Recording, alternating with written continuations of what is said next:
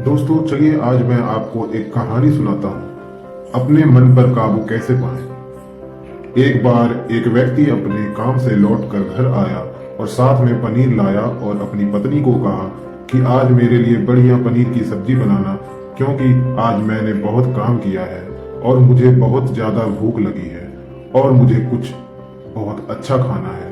उसकी पत्नी कमरे से बाहर आई और पनीर लिया और कहा कि बिल्कुल आप हाथ पैर धोकर तैयार हो जाइए, मैं आपके लिए बहुत ही स्वादिष्ट सा खाना बनाती हूँ। वो व्यक्ति फ्रेश हो गया और टीवी देखने लगा और इंतजार करने लगा सब्जी के बनने का, ताकि वो उसे खा सके। किचन से बहुत अच्छी खुशबू आ रही थी। वो व्यक्ति बस सोच रहा था कि जल्दी से खाना बन जाए ताकि मैं अपनी भूख को मिटा सकूं। लगभग 1 घंटे के बाद खाना बनकर तैयार हो गया, स्वादिष्ट सा भोजन। अब खाना लगने ही वाला था कि उस व्यक्ति ने अपनी पत्नी से पूछा कि खाने में नींबू है कि नहीं, क्योंकि मुझे पनीर की सब्जी में नींबू डालकर खाना है। लेकिन पत्नी ने कहा कि नींबू तो खत्म हो गए, आपसे कहा था लेकिन आप भूल गए। व्यक्ति ने अपने पत्नी से कहा कि रुको रुको, अभी खाना मत लगाओ, क्योंकि नींबू के बिना खाने में बिल्कुल मजा नहीं आएगा। तो मैं अभी गया और अभी नींबू लेकर आया। वो व्यक्ति वापस से कपड़े पहनकर तैयार हुआ और नींबू की पास वाली दुकान पर गया। जब वहां पर देखा तो नींबू नहीं थे। उसका दिमाग क्रोध से भर गया। उसने सोचा कि यार उसके पास नींबू नहीं है, चलो थोड़ी आगे वाली दुकान पर जाता हूँ, शायद वहां नींबू मिल जाएगा। वो थोड़ा और आगे गया, लेकिन वहां पर भी नींबू नहीं मिले। अब उसने सोचा दूर की सब्जी मंडी चला जाता हूँ, वहां से नींबू लेकर आऊंगा, क्योंकि नींबू के बिना सब्जी में मजा नहीं आएगा। करीबन आधे घंटे के बाद वो करीब के सब्जी मंडी पहुंचा। वहां पर उसे नींबू मिल गया और वो बहुत खुश हुआ कि चलो नींबू मिल गया और अब मैं घर में जाऊंगा और सब्जी में नींबू डालकर अच्छे से सब्जी खाऊंगा। अब वो खुशी खुशी नींबू लेकर घर आया और अपनी पत्नी से कहा कि जल्दी से सब्जी गर्म कर दो, रोटी गर्म कर दो, नींबू काट दो ताकि मैं अच्छे से खा सकूं। अब थाली लगाई गई, सब्जी परोसी गई और नींबू रखी गई। उसकी पत्नी सामने ही बैठी थी और वो व्यक्ति थोड़ी देर के लिए कुछ सोच में पड़ गया। उसके बाद उसने नींबू की प्लेट उठाई और दरवाजे से बाहर की ओर फेंक दी और जोर जोर से चिल्लाने लगा, मैं जीत गया, मैं जीत गया।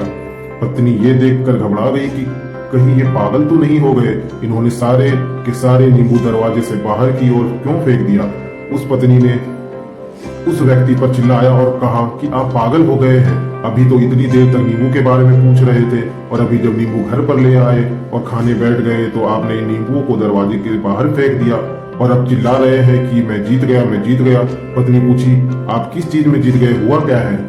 अब व्यक्ति खुशी खुशी बैठ गया और अपनी पत्नी से कहा, आप भी बैठो, इत्मीनान रखो, मैं बताता हूँ कि क्या हुआ है।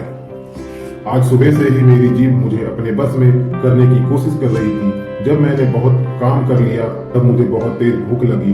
जब मैं घर पर आया तो तुमने बहुत ही स्वादिष्ट सब्जी बनाई, उसकी खुशबू मेरी नाक में गई। फिर मेरी जीभ ने कहा कि इसे अब नींबू चाहिए। मैं पास वाली दुकान पर गया, लेकिन वहाँ नींबू नहीं मिले। थोड़ी और दूर गया, वहां पर भी नहीं मिले, तो मुझे उसने और दूर लेकर गई। उसके वश में मैं आ गया और जैसी ही वह कहती रही वैसा मैं करता गया। अब मैं वैसा ही करता गया जैसा वो मुझसे करवाती गई, लेकिन अंत में मैंने विजय प्राप्त कर ली। मैंने उसे उठाकर बाहर फेंक दिया और अपने जीभ से कह दिया कि तुम्हारा मुझ पर कंट्रोल नहीं है, बल्कि मेरा तुम पर कंट्रोल है और मैं जीत गया। क्या आपको समझ में आया कि कैसे अपनी इच्छाओं पर विजय प्राप्त करते हैं।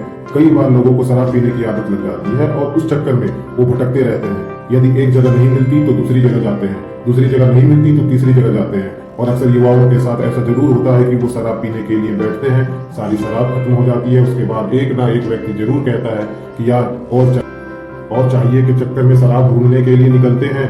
देर रात हो जाती है, वो भटकते रहते हैं, एक जगह नहीं मिलती तो दूसरी जगह जाते हैं, दूसरी जगह नहीं मिलती तो तीसरी जगह जाते हैं और अपने समय, पैसे और अपने आप को बर्बाद करते हैं। यदि आपने अपनी इंद्रियों पर विजय प्राप्त नहीं किया तो आप भी नींबू की खोज में सिर्फ भटकते ही रहेंगे और हमेशा परेशान रहेंगे।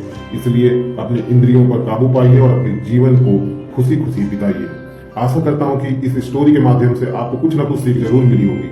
अगर मिली हो तो अपने दोस्तों के साथ इस वीडियो को ज्यादा से ज्यादा शेयर करें और इसी तरह के मोटिवेशनल स्पीच, इंस्पिरेशनल स्टोरी, क्यूटोज और लाइफ में सक्सेस कैसे पाएं, ऐसी नॉलेज के लिए मेरे चैनल को सब्सक्राइब करें और इस वीडियो के लिए एक लाइक करते जाएं।